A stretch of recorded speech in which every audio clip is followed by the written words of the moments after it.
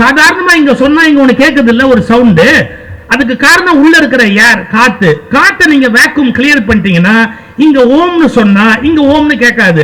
ஏன்னா காத்து தான் மந்திரத்தை எடுத்துட்டு போகும். நீங்கள் எந்த வடிவத்தில் கும்பிட விரும்புகிறீர்களோ அந்த வடிவத்தில் கடவுள் வருவதற்கு தயாராகிறார். அதை குறிக்கிறது தான் கும்பம். அந்த தேவதையின் சொரூபம் அக்னியில் 12 அங்குல உயரத்துக்கு ஏறும். இறைவன் எங்க இருக்கிறார்? இதுக்கு ஒரே ஒரு பதில், எங்க இல்ல. எங்க இல்ல? எல்லா இடத்திலும் இருக்கிறார். எல்லா இடத்திலும் இருக்கிற இறைவனை நீங்க ஒரு இடத்துல கொண்டு வரீங்க. நல்ல கவனிங்க.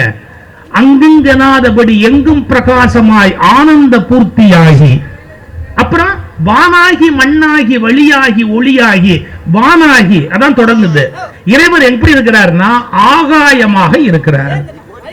ஏன்னு கேட்டா ஆகாயம் எப்படி எல்லையற்றதோ, ஆகாயம் எப்படி வடிவமற்றதோ, ஆகாயம் எப்படி எந்த விதமான களங்கமும் அற்றதோ அப்படி இருப்பது இறைவனுடைய சொரூபம், அவருடைய நிலை. இந்த ஆகாயமாய் இறைவன் இருக்கிறார் என்பதை புரிய வைப்பதற்காகத்தான் வானத்துல பரம்பொருள் இருக்கிறார் அப்படின்னு நாம வணங்குகிற பழக்கம் ஏற்பட்டது. சரி, இப்போ வானத்துல இருக்கிறவரை நீங்க என்ன பண்றீங்க? தாம்பரம், பழைய தாம்பரம், அரசரடி, குளக்கரை, விநாயகர், இப்ப என்னென்ன வச்சிருக்கீங்க பாருங்க, வார்டு நம்பரு, இன்னும் அதனால்தான் கவுன்சிலர் கூட இங்க இருக்கிறாரு. நம்ம என்ன பண்றோம்? எல்லையற்ற கடவுளுக்கு ஒரு அட்ரஸ் கொடுக்கிறோம். இன்னும் ஒன்னே ஒண்ணுதான் கொடுக்கல, என்னன்னா ஓட்டர் ஐடி கொடுக்கல. கொடுத்தா அவர் பேர்ல 2 பேரும் ஓட்டு போட்டு போடுவான். நாம அவர் என்ன பண்றோம்? எல்லையற்ற பரம்பொருளை பாருங்க எல்லைக்கு உள்ள கொண்டு வரோம். அது என்ன எல்லை? இப்ப இந்த விநாயகருக்கு ஒரு பேர் வைக்கிறோம். பேர் வச்சா எல்லை தானே. அட்ரஸ் கொடுத்துட்டோம், குளக்கர விநாயகர் அப்படின்னு அட்ரஸ் கொடுத்துட்டோம். அட்ரஸ் வந்துருச்சா? இதை விட முக்கியமான வார்த்தை பாருங்க, எத்தனை மணிக்கு கோயில் பூட்டுவீங்க, எத்தனை மணிக்கு கோயில் திறப்பீங்க அப்படின்னு ஒரு கணக்கு இருக்குது. எத்தனை மணிக்கு பூட்டுவீங்க, எத்தனை மணிக்கு திறப்பீங்கன்னு கோயிலுக்கு ஒரு கணக்கு இருந்தா என்ன அர்த்தம்? சாமி பார்க்கிறதுக்கு நேரம்ங்கிற எல்லாம் கொண்டாந்துட்டீங்க. என்னென்ன கொண்டாந்துட்டீங்க? காலம், இடம், எல்லா எல்லைகளுக்குள்ளேயும் இந்த சுவாமியை நம்ம கொண்டு வரோம். இது புரிஞ்சுக்கணும்.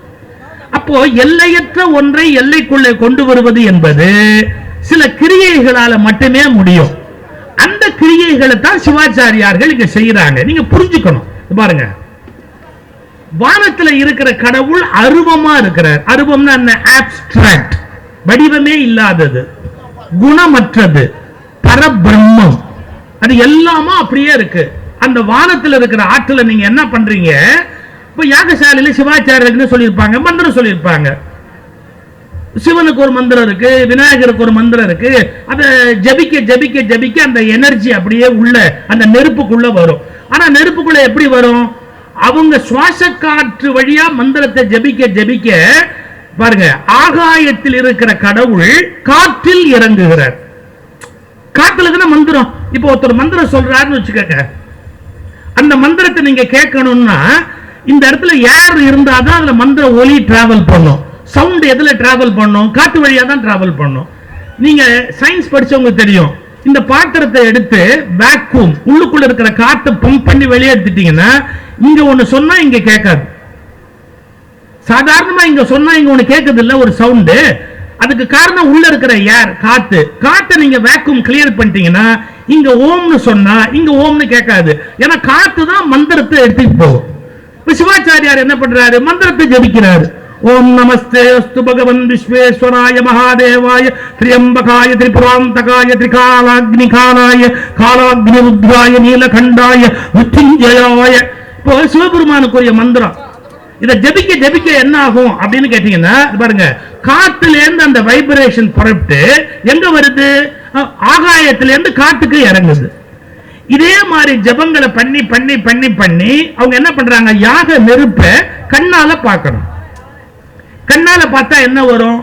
நோக்கு வர்மம்னு ஒண்ணு கேட்டிருக்கீங்களா? கேரளால இருக்கு.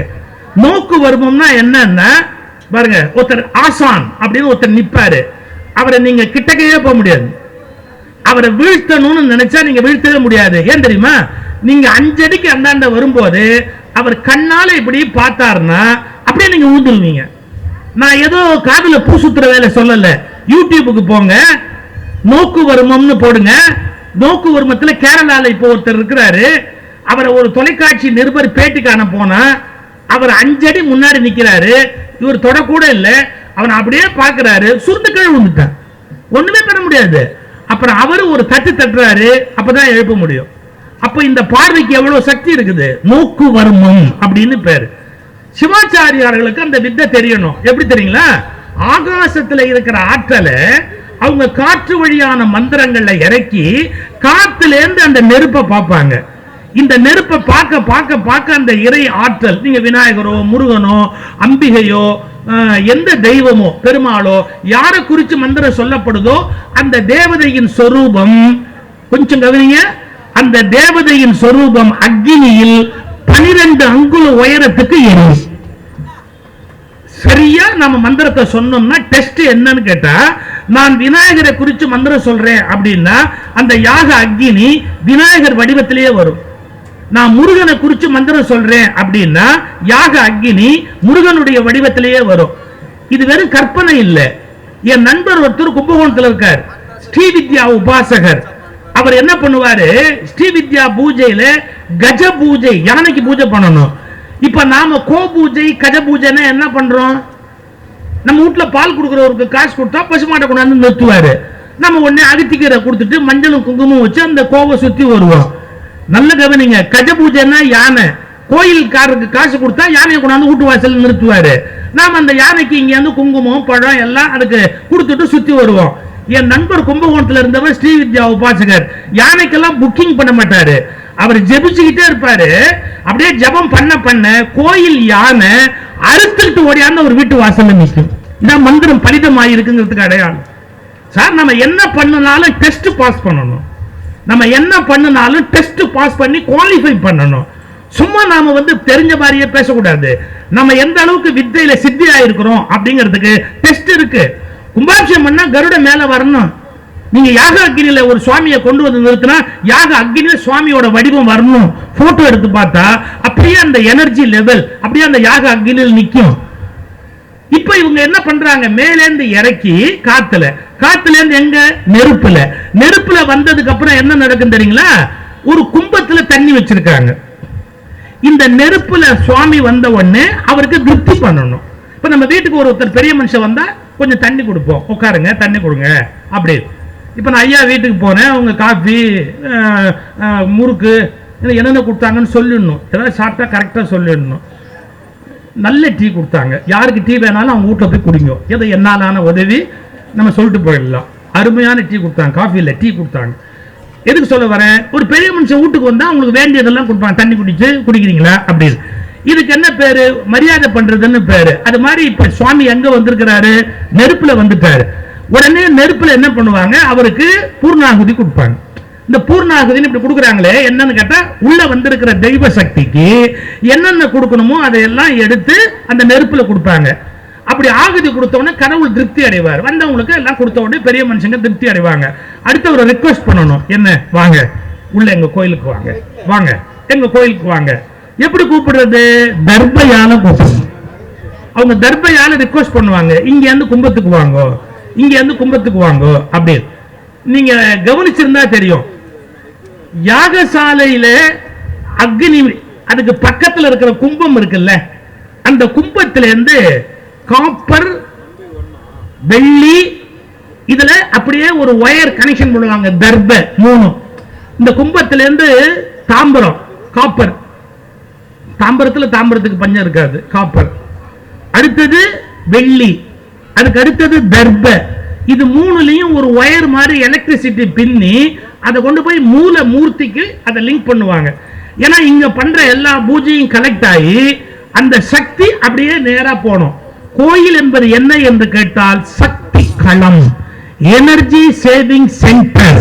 நீங்க எப்படி ஒரு பெரிய பேட்டரியில சார்ஜ் ஏத்துறீங்களோ அது மாதிரி எல்லையற்ற பவரை ஒரு லிமிட்டட் ஸ்பேஸ்ல கொண்டு வந்து நிறுத்துறோம் பாத்தீங்களா, அதை சக்தி களம், எனர்ஜி சென்டர். ரைட். இப்ப முதல்ல நான் என்ன சொல்லி கொடுத்தேன், ஆகாயம், அடுத்தது காற்று, காத்துல இருந்து நெருப்பு, நெருப்புல இருந்து கும்பத்துல இருக்கிற தண்ணி. ஏன் தண்ணீரை செலக்ட் பண்ணாங்க? இப்போ இதுல என்ன இருக்குன்னு கேட்டா தண்ணீர். ஏன்னா பல பேருக்கு ஒரு சந்தேகம் இருக்கும், ரொம்ப நேரமா பக்கத்தில் வச்சிருக்காரு, உள்ள என்ன இருக்கோ உள்ள என்ன இருக்கோ உள்ள என்ன இருக்கோ அப்படின்னு டவுட் இருக்கும். கிளியர் பண்ணிடலாம். இதுல வெந்நீர் இருக்கு, அவ்வளவுதான். வெந்நீர் கூட இருக்காது, பச்சை தண்ணி இருக்கும், அவ்வளவுதான். இப்ப இந்த பாத்திரத்துக்குள்ள தண்ணி வச்சா இதே வடிவத்தில் இருக்கும். சதுரமா நான் ஒரு பாத்திரத்தை எடுத்து சதுரத்துல தண்ணி வச்சா சதுரமா இருக்கும், வட்டத்துல தண்ணி வச்சா வட்டமா இருக்கும். என்ன புரியுது? தண்ணீருக்கு என்று வடிவம் இல்லை. நீங்கள் எந்த வடிவத்தில் வைக்கிறீர்களோ அந்த வடிவத்தை தண்ணீர் பெற்றுக்கொள்ளும். இப்ப புரிஞ்சுக்கங்க, கடவுளுக்கு என்று வடிவம் இல்லை. நீங்கள் எந்த வடிவத்தில் கும்பிட விரும்புகிறீர்களோ அந்த வடிவத்தில் கடவுள் வருவதற்கு தயாராகிறார். அதை குறிக்கிறது தான் கும்பம். கடவுளுக்கு வடிவம் இல்லைன்னா கோச்சுக்காதீங்க. மாணிக்கவாசகருடைய திருவாசகம், ஓர் உருவம் ஒரு நாமம் ஒன்றும் இல்லாருக்கு. ஓர் உருவம்னா வடிவம் கிடையாது கடவுளுக்கு. அவருக்கு இதான் வடிவம்னு சொல்ல முடியுமா? எல்லாமா இருக்காரு அவர். இங்க விநாயகரா இருக்கிறாரு, ஒரு இடத்துல முருகனா இருக்கிறாரு, இன்னொரு இடத்துல சிவனா இருக்கிறாரு, இன்னொரு இடத்துல பெருமாளா இருக்கிறாரு, இன்னொரு இடத்துல பராசக்தியா இருக்கிறாரு. அவர் எங்கெங்க வேணாலும் எப்படி வேணாலும் இருக்க முடியும் அவரால். சோ வடிவம் இல்லாத கடவுளை வடிவத்துக்குள் வைக்கிறோம், வடிவமில்லாத தண்ணீரை வடிவத்துக்குள் வைக்கிறோம். அதான் கும்பம்.